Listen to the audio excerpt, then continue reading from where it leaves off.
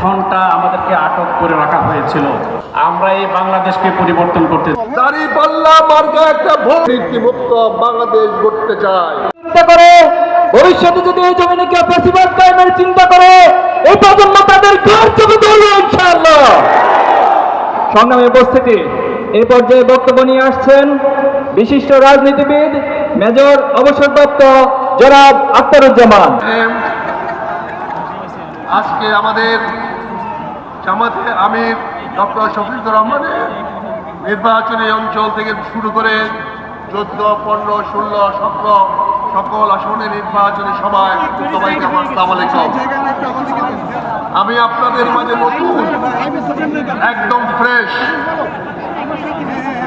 আমি আপনাদের কাছে আশ্রয় নিয়েছি, আপনাদের কাছে আসছি একটি প্রত্যাশা নিয়ে, একটি আশা নিয়ে। আমরা বাংলাদেশটাকে দুর্নীতিমুক্ত বাংলাদেশ গড়তে চাই। আমরা বাংলাদেশ থেকে চাঁদা মুক্ত বাংলাদেশ গড়তে চাই। আমরা বাংলাদেশের মানুষের বেকারত্ব দূর করতে চাই। আমরা বিশ্বের মানচিত্রে বাংলাদেশ থেকে একটি উচ্চ আসনে নিয়ে যেতে চাই। আপনারা যদি আমার এই সঙ্গে একমত থাকেন তাহলে আগামী 12ই ফেব্রুয়ারি নির্বাচনে দাঁড়িপাল্লা মার্কা একটা ভোট দিয়ে আমাদের নতুন বাংলাদেশ গড়ার প্রত্যয়কে বাস্তবায়িত করবেন। একটি হ্যাঁ ভোট দিয়ে দেশটাকে উন্নয়নের পথে, ন্যায় ইনসাফের পথে আপনারা নিয়ে যাবেন, এই প্রত্যাশা রেখে আমি আজকে এখানে বাসায় ঘুমাইতে পারি নাই। আমাদেরকে জেলখানা রাখা হয়েছে, এমন একটা জেলখানা রাখা হয়েছে যেখানে 24 ঘন্টা আমাদেরকে আটক করে রাখা হয়েছিল। আমরা এই বাংলাদেশকে পরিবর্তন করতে চাই। বিগত 54 বছরে যারা শাসন ক্ষমতায় ছিলেন তারা স্বাধীনতার যে লক্ষ্য ছিল, সাম্য, মানবিক মর্যাদা, সামাজিক ন্যায় বিচার, এর কোনোটাই প্রতিষ্ঠা করতে পারেনি। আমাদের দেশে যখন যারা ক্ষমতায় আসে তখন সেই দলের যে জেলা, সেই জেলার লোকেরাই শুধুমাত্র সুবিধা পায়।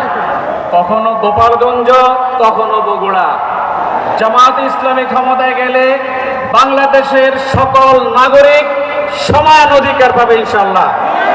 ধর্ম, বর্ণ, গোত্র, যে ব্যক্তি বাংলাদেশে জন্মগ্রহণ করবে সকলেই সমান সুযোগ লাভ করবে ইনশাআল্লাহ।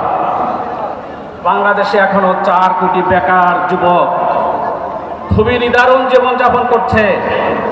জামায়াতে ইসলামী ঘোষণা করেছে এই 4 কোটি যুবককে 5 বছরের মধ্যেই কর্মসংস্থানের ব্যবস্থা করা হবে। মেয়েদের জন্য আলাদা ইউনিভার্সিটি প্রতিষ্ঠা করা হবে। ইডেন কলেজ, বদরুন্নেসা কলেজ সহ যেসব মহিলা বিশ্ববিদ্যালয় কলেজ রয়েছে সেগুলোর সমন্বয়ে বিশ্বের সেরা নারী বিশ্ববিদ্যালয় প্রতিষ্ঠা করা হবে। কেউ কেউ প্রশ্ন করে জামাত ইসলামী ক্ষমতায় গেলে অর্থমন্ত্রী কে হবে? আমার মনে হয় গত পরশু দিনের যে পলিসি সামিট আমরা প্রদর্শন করেছি, জামাত ইসলামী কয়েক ডজন অর্থমন্ত্রী সরবরাহ করতে পারবে ইনশাআল্লাহ।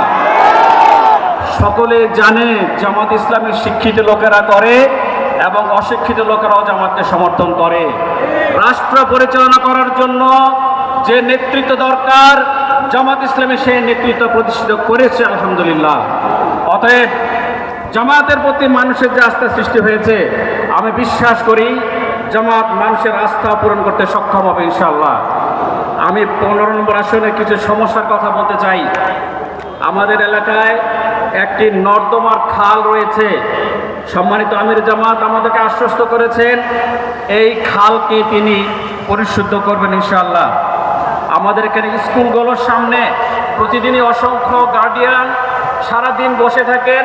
প্রত্যেকটা স্কুলের সামনে, কলেজের সামনে অভিভাবকদের জন্য বসার ব্যবস্থা করা হবে ইনশাআল্লাহ। আমাদের এখানে ময়লা ব্যবস্থাপনা ভালো নেই। আমির জামাত আমাদেরকে আশ্বস্ত করেছেন এই ময়লা ব্যবস্থাপনা ঢাকা শহরের মধ্যে যেন ঢাকা শহর একটি যে দূষিত শহর হিসেবে পরিচিত হয়েছে এই দূষণমুক্ত শহরে পরিণত করা হবে ইনশাআল্লাহ।